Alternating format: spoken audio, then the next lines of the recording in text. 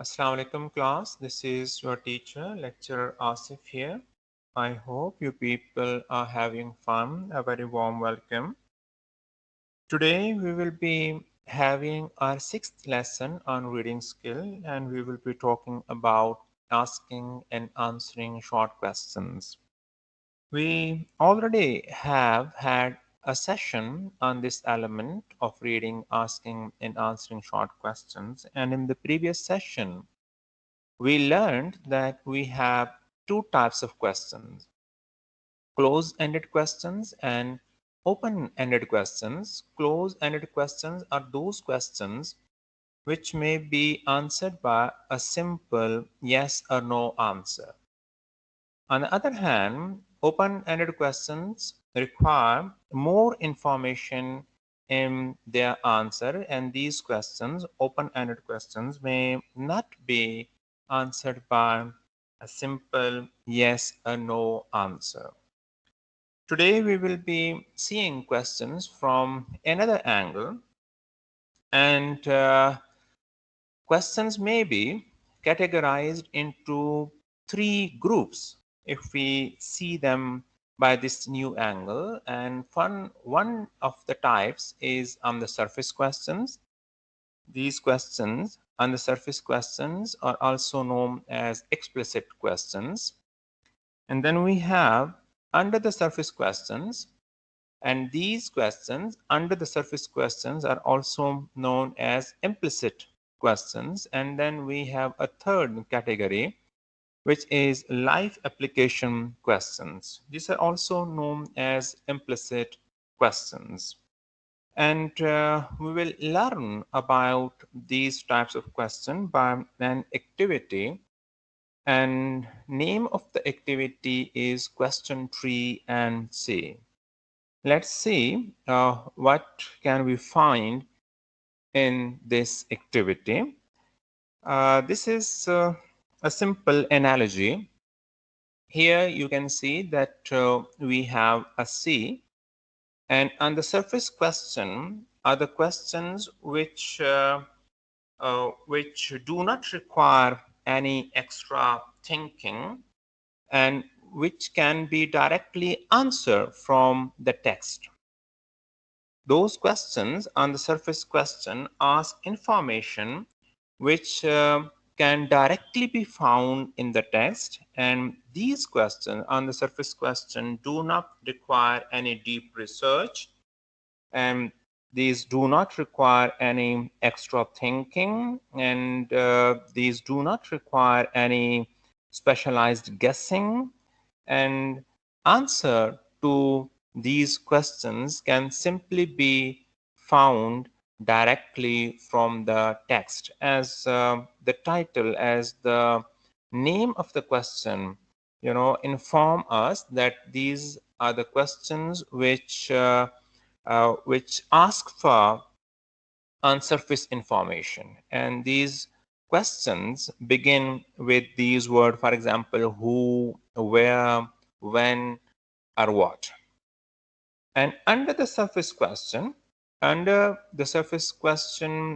these are a bit deep questions, and we have to make inferences to answer these questions. We have to read between the lines to answer these questions, and these questions may not be stated explicitly or clearly in the given text. And these questions may have more than one correct answer. On the other hand, on the surface question have only one correct answer, whereas under the surface questions, it requires a bit of thinking, it requires a bit of research, and it requires inferencing, and it requires guessing, it requires your speculation, your thinking process is activated by these under the surface questions. And then we move to the third category of the questions, which is life application questions. And these questions ask how this piece of text is related to our real life. So you will have to explore the cultural or psychological ideas embedded in the text. So it requires the greatest possible degree of research, greatest possible degree of inferences, the greatest possible degree of thought process is involved in answering these questions, life application questions. Today we will be restricting ourselves to on the surface question, and let's see what type of questions are on the surface question. We just discussed it that on the surface questions do not require any extra thinking. On the surface questions have one right answer. These questions do not require any deep research. These questions are directly found in the text. These questions do not involve any guessing. These do not refer to the author's message. These are not the questions about the lessons of life, love, hope, meaning, truth, and so forth. These questions involve summarizing and paraphrasing and literal retelling. These simply inquire about facts, details, and events, and these questions often begin with who, what, where, or when. Let us apply this activity question 3 and C on a paragraph from chapter number 14, Louis Pasteur, and we will restrict ourselves to on the surface questions, explicit questions only. And this is the para from Louis Pasteur. In 1860, the French Academy offered a prize for the solution of the problem whether spontaneous generation was or was not a fact.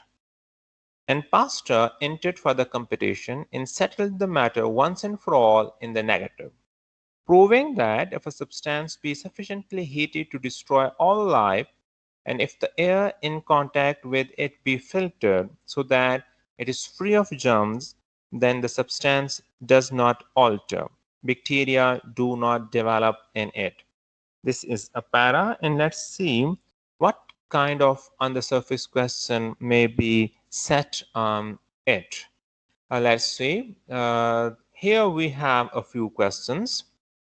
The first one is who proved that spontaneous generation was not a fact? This is on the surface question, explicit question, and the answer may be found directly in the text. We can see that Pasteur proved that spontaneous generation was not a fact. We have been clearly informed in this para that Pasteur proved that spontaneous generation was not a fact. So this first question, this is on the surface question. The next question may be, when did the French Academy offer prize? When did the French Academy offer prize? Once again, we can see in the very first line that it was in 1860 that the French Academy offered a prize. So once again, this is an explicit question. This is on the surface question, which can easily be answered by referring to the given para. The next question may be, what did Pasteur prove with his experiment? What did Pasteur prove with his experiment? This can easily be answered from the para that Pasteur proved that spontaneous generation was not a fact. By his experiment, Pasteur proved that spontaneous generation was not a fact. Let's see what comes next. What did the French Academy offer for the solution of the issue of spontaneous generation? We have the answer to this question in the very first line. In 1860, the French Academy offered a prize for the solution of the problem whether spontaneous generation was or was not a fact. So in the very first sentence, we have answer to this question. And the next is, how did Pasteur win the competition? How did Pasteur win the competition? Once again, simply, he won the competition by proving that spontaneous generation was not a fact. Let's see. We have another question here. How did Pasteur kill germs? We will have to come towards the end of the para to answer this question, and we are told that germs may be killed by heating them. So all of these questions are on the surface question, and these can be directly answered from this para. We do not need to do any research. We do not need to make any inferences, and these questions can easily be answered by referring to the given para. Let's see, here we have answers for these questions. The answer to first question is Pasteur proved that spontaneous generation was not a fact. We have taken this answer from the given para. We do not need any kind of research, or we do not need to make any inference to answer this question. Answer to this question can directly be found in the given text. And we have the answer to the next question also. When did the French Academy offer prize? The French Academy offered prize in 1860. What did Pasteur prove with his experiment? Pasteur proved that spontaneous generation was not a fact. And let's see, what is the next question? What did the French Academy offer for the solution of the issue of spontaneous generation? The French Academy offered prize for the solution of the issue of spontaneous generation. The French Academy offered a prize for the solution of the issue of spontaneous generation. And the last question may be, how did Pasteur win the competition? Pasteur won the competition by proving that spontaneous generation was not a fact. We have another question here. How did Pasteur kill germs? Pasteur killed germs by heat.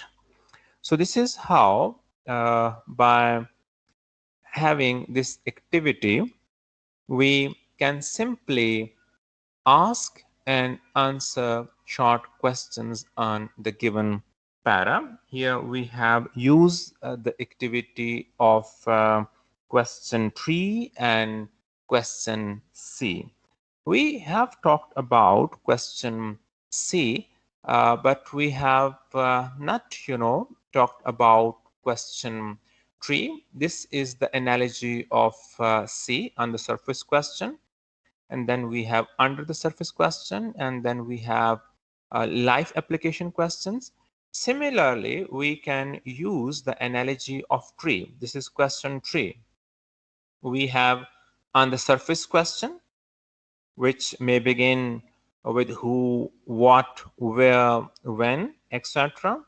And then we have under the surface question, which may begin by why, how, should, would, could, etc.